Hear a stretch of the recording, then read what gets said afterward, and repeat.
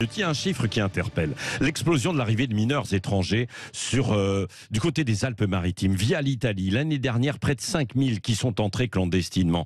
Il n'était qu'une centaine il y a 5-6 ans. Les autorités locales s'interrogent. L'Italie joue-t-elle un rôle? Que se passe-t-il? Nous sommes avec Yann Bastière, qui est délégué national investigation à Unité SGP Police. Bonjour Yann Bastière. Bonjour. Merci d'être avec nous ce matin. Alors comment faites-vous face à cette arrivée massive de mineurs étrangers? Et d'ailleurs, au passage, est-ce que l'on est certain que ce sont bien des mineurs?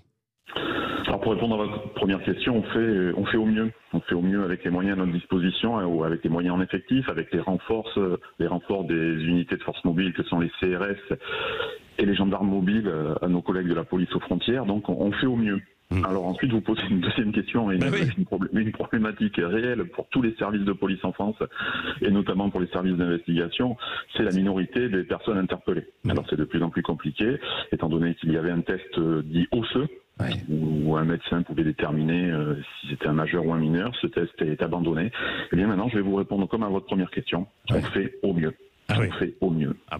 On se débrouille avec les moyens du bord, avec une législation pas toujours en faveur des enquêteurs qui galèrent, ni plus ni moins qui galèrent avec cet afflux. Vous venez de donner des chiffres qui sont pour le moins... c'est ça. Mais alors, qu'est-ce qu'ils deviennent, ces mineurs, une fois qu'ils sont arrivés sur le territoire?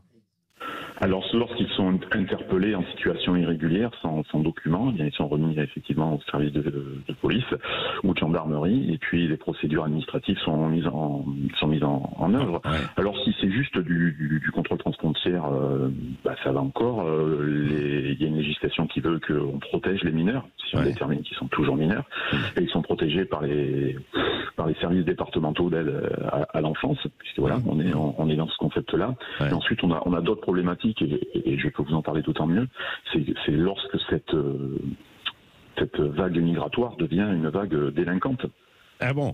Oui, parce que forcément ils sont là, ils sont un peu désœuvrés, et donc et ça plonge dans la délinquance quasiment immédiatement. Yann Bastière, c'est ce que vous dites, ou alors ils peuvent essayer de bouger, d'aller un petit peu ailleurs?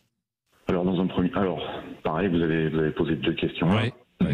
Je réponds par la seconde. Effectivement, ça peut peut-être aller ailleurs. La France n'est peut-être, pour certains, qu'un pays de transit. Voilà, ce n'est pas une certitude en soi. Et de toute façon, même ce transit, lorsque vous arrivez et que vous êtes potentiellement un mineur non accompagné, ce qu'on appelle, c'est la nouvelle détermination. On parlait même de mineurs isolés il y a encore quelques années. Si vous êtes isolé, si vous n'avez aucun moyen de subsistance, il faut manger, il faut vivre. Et bien sûr, une pratique délinquante, c'est le meilleur moyen de se procurer de l'argent. Alors, je ne vais pas vous faire l'étalage, mais le trafic de stupes en est un.